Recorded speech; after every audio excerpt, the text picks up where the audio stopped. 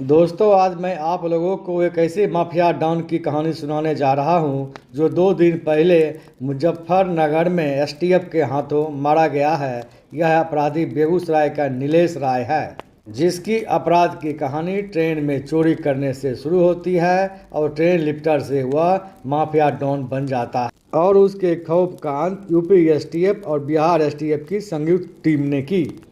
गढ़हरा सहायक थाना क्षेत्र के रामपुर बारो निवासी नीलेश राय ने साल 2004 में सोनपुर रेल में चोरी की वारदात कर अपराध जगत में कदम रखा।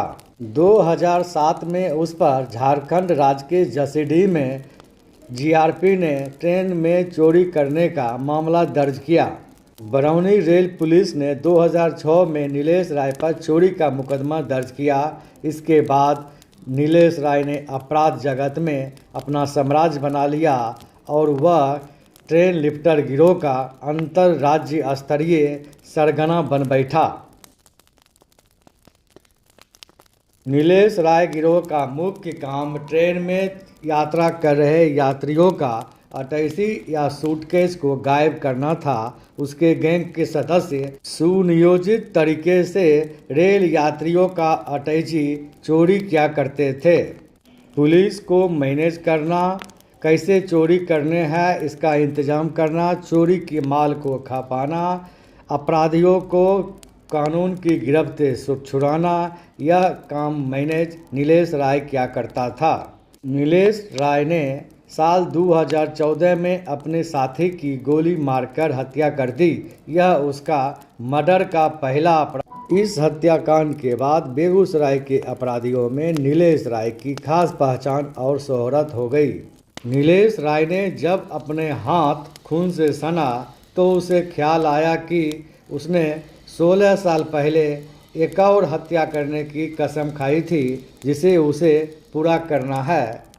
16 साल पहले जब नीलेश राय बेगूसराय जेल में बंद था, तब उसे जुआ खेलने के दौरान सुभाष सिंह के शूटर ने उसकी पिटाई कर दी थी। इससे वह काफ़ी आहत हुआ था और अपने कैदी साथियों के सामने नीलेश राय ने अपना जनेऊ तोड़ दिया और कहा कि वह कन्हैया सिंह की हत्या करेगा, चाहे इसके लिए उसे जो कुछ करना पड़े। इस बात की जानकारी कन्हैया सिंह को भी लगी, लेकिन उसने इस बात को बेहद ही हल्के से लिया और उसे लगा कि यह ट्रेन लिफ्टर उसका क्या बिगाड़ेगा। नीलेश राय ने अपना कसम नहीं भूला था और इस कसम को उसने साल 2015 में पूरा किया और सुभाष सिंह के खास शूटर कन्हैया सिंह की AK-47 से भूंज डाला।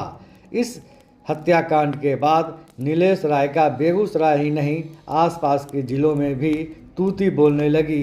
अपराध जगत में उसकी शोहरत काफ़ी बढ़ गई। कन्हैया सिंह की हत्या के बाद नीलेश राय की उल्टी गिनती शुरू हो गई। वह जेल गया और जेल से ही उसने कई हत्याकांडों को अंजाम दिया। नीलेश राय ने कन्हैया सिंह की पत्नी, जो केस की सूचक होती है, रूबी देवी की जेल से ही हत्या करवा दिया। इसके बाद उसने 2016 में तेघड़ा में रंगदारी नहीं देने पर हार्डवेयर व्यवसायी को गोलियों से छलनी करवा दिया। इस हत्याकांड के 3 साल बाद अक्टूबर 19 में नीलेश राय ने फुलवरिया में लल्लू राय को गोलियों से छलनी करवा दिया। इसके बाद उसकी अपराध जगत में और शोहरत बढ़ गई और उसका नाम का खौफ इलाके में ही नहीं, पूरे बेगूसराय में फैल गया। जेल से ही रंगदारी वसूलना और ज़मीन पर अवैध कब्जा कर उसे बेचकर मोटी रकम कमाना नीलेश राय का मुख्य धंधा बन गया। नीलेश राय को कन्हैया सिंह की पत्नी की हत्या में आजीवन कारावास की सजा हुई, लेकिन कन्हैया सिंह हत्याकांड में वह कोर्ट से बरी हो गया। लल्लू राय हत्याकांड में भी नीलेश राय को कोर्ट ने दोष मुक्त कर दिया।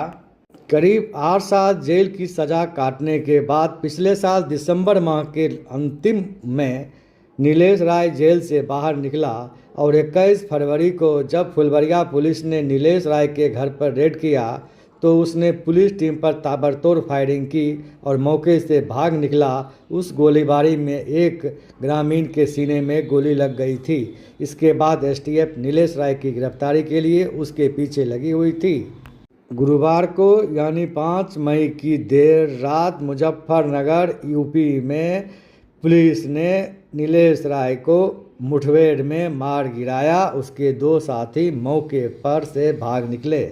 सूत्रों के अनुसार नीलेश राय ने 2 शादी कर रखी थी। एक शादी उसने मुस्लिम लड़की से की थी जो मुजफ्फरनगर में रह रही थी। मुजफ्फरनगर में ही नीलेश राय अपनी पत्नी के पास पुलिस से छिप कर रह रहा था। इसकी भनक एसटीएफ को लग गई और एसटीएफ ने बिहार एसटीएफ को बुलाकर नीलेश राय को पुलिस काउंटर में मार गिराया।